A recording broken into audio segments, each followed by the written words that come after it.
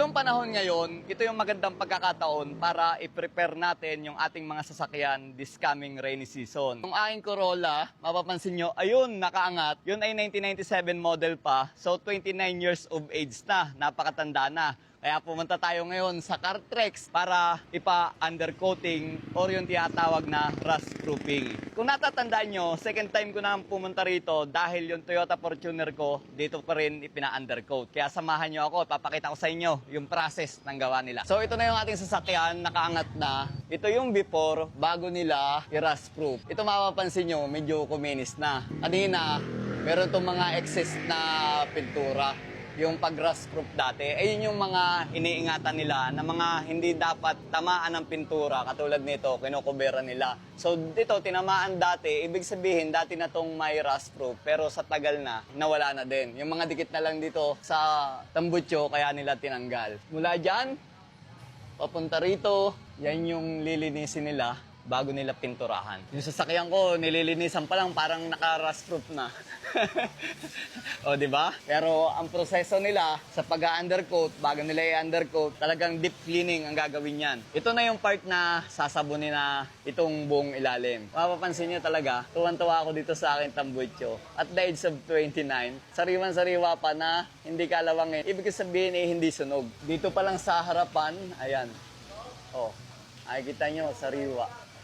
Walang sunog yan. Ito na yung itsura niya pagkatapos na hugasan. Ito habang pinapatuyo, nang sabi nila ay 1 oras daw bago bugahan ng pintura para kapit na kapit yung pintura. Habang pinapatuyo, nilagyan nila ng cover at tinakpan yung mga may pintura ng body color. Ang kagandahan dito sa Cartrex, talagang one-stop shop sila eh. Ito, another pang-angat at saka doon. Kumbaga 3 bay ng sasakyan ang pwede nilang gawin. Mga PMS, pagpalit na mga pang-ilalim at kung anong gusto nyo ipagawa.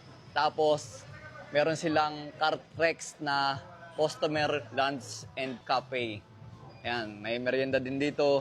Dito kayo magpa-emission. Yung mga katrabaho ko, sabi nila pupunta sila dito para magpa-emission. Ayun o. Diba?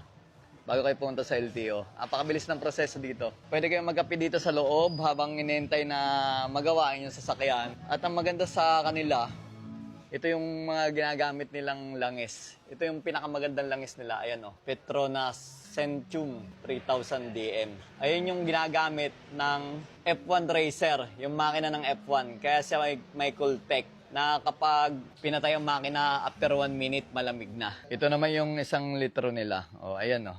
Diba? Cool technology. Kung wala man sila ditong spare parts, meron silang supplier na tatawagan lang nila, i-deliver agad. Oh, 'di ba? Ganoon ang mangyayari.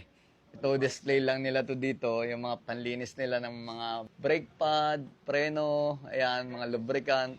Pero meron talaga silang supplier ng pyesa. Trusted supplier. Ayun. Kaya one-stop shop talaga kung tawagin. After na makubera na lahat at napatuyo na yung ilalim, sinimulan na niyang pinturahan. Parang ang kapal ng pintura. Habang nakaangat siya, nakita ko yung boot natin. Ayan, oh. Ayan, nakabuka na. So, butas na. At saka yung kabila, sa katagalan, ayan. Kaya yan may boot para cover sa joint. At mayroon niyang grasa para hindi pasukin ng buhangin. So, pag ganyan bukas na, papasukin niya ng buhangin, doon na yan titigas. Kaya kailangan yung boot kit na yan palitan na natin habang nakataas para hindi sayang. So ito na yung axle boot ko after na palitan. Ayan, kung napapansin niyo dati, may crack. Tulad sa kabila, ongoing pa lang ginagawa yung kabila. Pag nagpalit kayo, kung hindi man sira yung isa, dapat palitan nyo na ng sabay. Tapos ang ipapalit, ito. Ang kagandahan dito sa Cartrex, dahil yung aking purpose lang talaga is undercoat, nakita nila yung problema. Dahil one-stop shop dito sa Cartrex, ang dali lang ng pyesa sa kanila. Kahit hindi man available, may trusted na supplier sila na i-deliver agad para magamit nyo na yung sasakyan nyo in case na kailangan nyo. Ayan o. Napakasimple nitong axle boot na to, pero ang laking factor nito sa sasakyan. So after ng ilang oras, ito na yung kinalabasan. Ayan, napakaganda. Suwabing-suwabe, ready na siya pagdating ng tag-ulan. Patagal ng panahon, dapat i-maintain natin yung pang-ilalim dahil yung acid rain ay napakahirap na kalaban pagdating sa kalawang. Ang ganda ng resulta, tinakpan yung mga dapat takpan, yung mga dapat na hindi mapinturahan, hindi siya napinturahan. So, very recommended talaga. Kailangan nyo magpagawa ng sasakyan, lalo na pag undercoating, Cartrex lang.